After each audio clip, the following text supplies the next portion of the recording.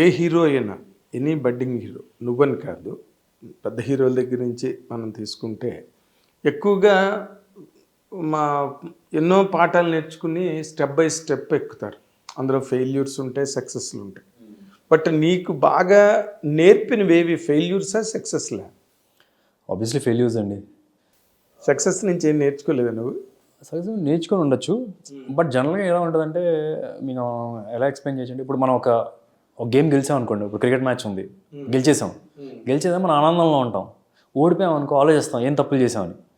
గెలిచినప్పుడు కూడా కొన్ని కొన్ని తప్పులు చేసి ఉంటాం, కాకపోతే ఆ తప్పులు పెద్దగా ఎఫెక్ట్ పడకుండా మనం గెలిచేసాం.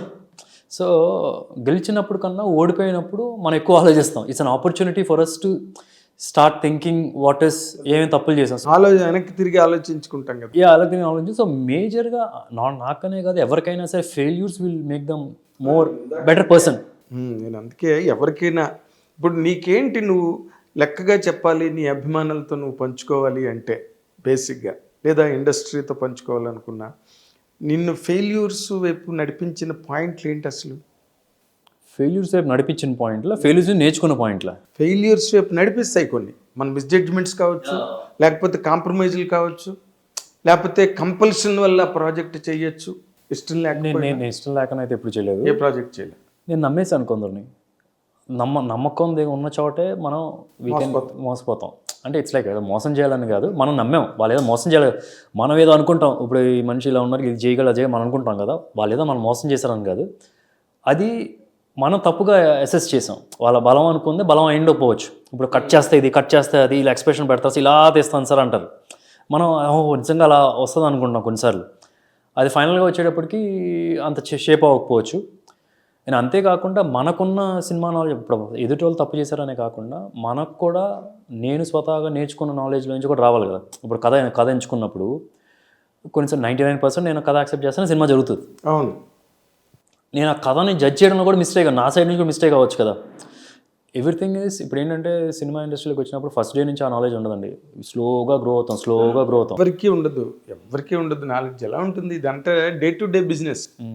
నేను నేర్చుకున్నది ఇవాళకి పనికిరాదు, ఏదో కొన్ని యాంగిల్స్లో పనికి రావచ్చు. కానీ ఇందాకలా నువ్వు ఒక మాట అన్నావు, ఏది అంటే తప్పులు జరగడంలో మనం ఎదుటి వాళ్ళని నమ్మచ్చు, మనకి స్క్రిప్ట్ మీద జడ్జిమెంట్ లేకపోవచ్చు, ఇవన్నీ.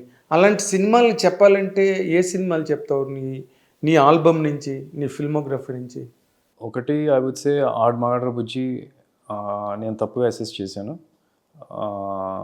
ఎక్కడో ఆ టీమ్ని ఎంచుకోవడం కానీ ఫైనల్గా ఐ వాజ్ రాంగ్. అలాంటి కథ నేను ఎంచుకోకుండా ఉండాల్సింది. And I would say Hunt, నాకు స్టిల్ దానికి విపరీతమైన ఫ్యాన్స్ ఉన్నారు.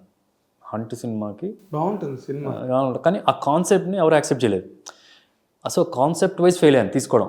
కాన్సెప్ట్ వైజ్ ఎందుకు ఫెయిల్ అయ్యానంటే దానికి రీజన్లు ఉన్నాయి. అంటే మనకి జనరల్గా ఎలా ఉంటుంది అంటే, ఇప్పుడు మనకి హాలీవుడ్లో ఉంది, ఓ 15 సంవత్సరాలు 20 సంవత్సరాలు మన ఇండియాకి వస్తుంది ఆ type of concept, accepting audience కూడా.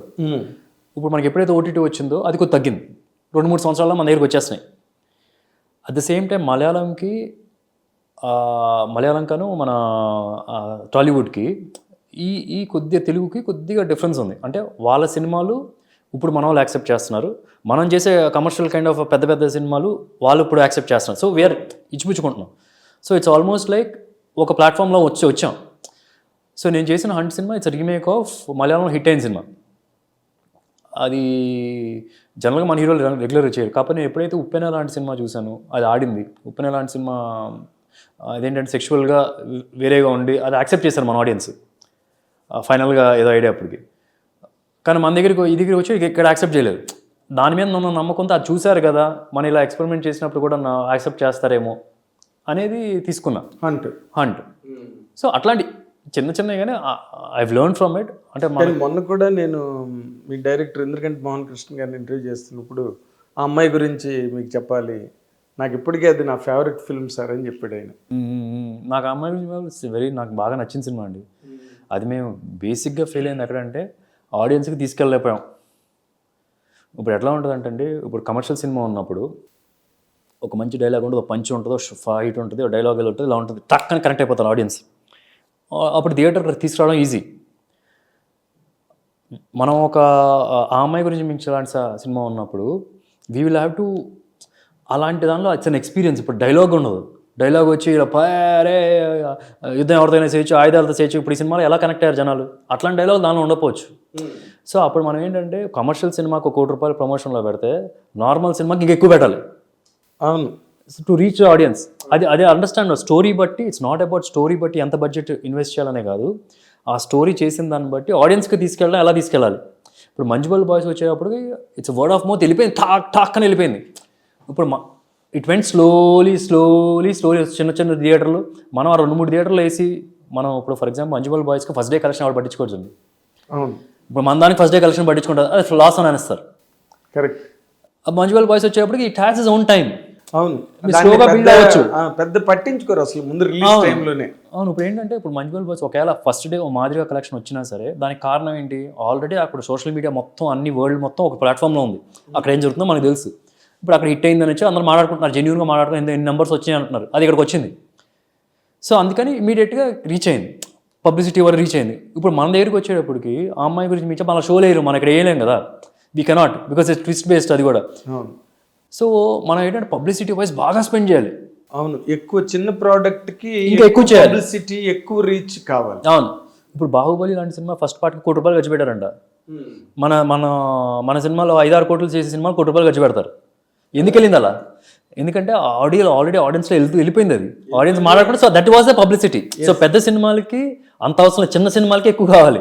మరి మీరు హీరోలు మరి దాని గురించి మాట్లాడరా ప్రొడ్యూసర్తోని? సార్ మీరు ఎక్కువ ఖర్చు పెట్టండి సార్ అని కమిట్ అయినప్పుడే సినిమా మా చెప్తాము వాళ్ళకి, లేకపోతే మీరు కూడా క్యారీ అయిపోతారా? కొన్నిసార్లు నేను క్యారీ అయ్యి ఉంటాను, కానీ నేర్చుకున్నాను కదా కొన్ని. సో నేను చెప్తున్నాను కుదిరినంత వరకు, వాళ్ళు కుదిరినంత వరకు పెడుతున్నారు. But still it's a process of realisation. అంటే వాళ్ళు ఫస్ట్ తీసుకున్నప్పుడే బడ్జెటింగ్, సినిమా చేసుకున్నప్పుడు స్టోరీకి బడ్జెటింగ్ చేసుకున్నప్పుడు ఈ స్టోరీకి అయితే ఎంత బడ్జెట్ ఉండాలని పెట్టుకోవాలి, పబ్లిసిటీ కూడా సపరేట్గా. అవును. సో ఈ స్టోరీకి అయితే కొంచెం తక్కువ. ఇప్పుడు ఫర్ ఎగ్జాంపుల్ పెద్ద పెద్ద స్టార్స్ ఉన్నారనుకోండి, ఆడియన్స్కే కుతూహలం ఎక్కువ, ఏం జరుగుతుంది, అదేనా చిన్న పోస్టర్ అయినా షూటింగ్కి గొడుగు పట్టుకొని వెళ్తున్నారంటే అది కూడా చూసేస్తారు. సో ఆడియన్స్కే ఉంది. సో అప్పుడు కొద్దిగా బడ్జెట్ తక్కువైనా అవసరం లేదు, పర్వాలేదు, వెళ్ళిపోతూ ఉంటుంది సినిమా గురించి. సో చిన్న హీరోలు ఇప్పుడు అప్కమింగ్ హీరోలు వస్తున్నారు అంటే కనుక Tier 2 హీరోస్ కొద్దిగా ఎక్కువగా స్పెండ్ చేయాల్సి వస్తుంది, మనమే వెళ్ళాలి. అది మనంతటి మనం వెళ్ళాలి ఆడియన్స్ దగ్గర. Nothing comes forward. ఎందుకంటే ఆడియన్స్ వస్తున్నారు. మంజుబల్ బాయ్స్ ఎందుకు చూశారు, ఓటీటీలో వస్తాను తెలుసు కదా, ఓటీటీలో చూడొచ్చు. పైగా చాలా మంది ఆ మలయాళం వెర్షన్ కూడా ఓటీటీలో చూసిన వాళ్ళు చాలా మంది ఉన్నారు. ఏది even before the release. Of course అది theatrical experience kind of film కూడా, అంటే చాలా బాగా చేశారు తీయడం కూడా. అట్లా అంటే దే ఆర్ డిఫరెంట్ రీజన్స్ అండి.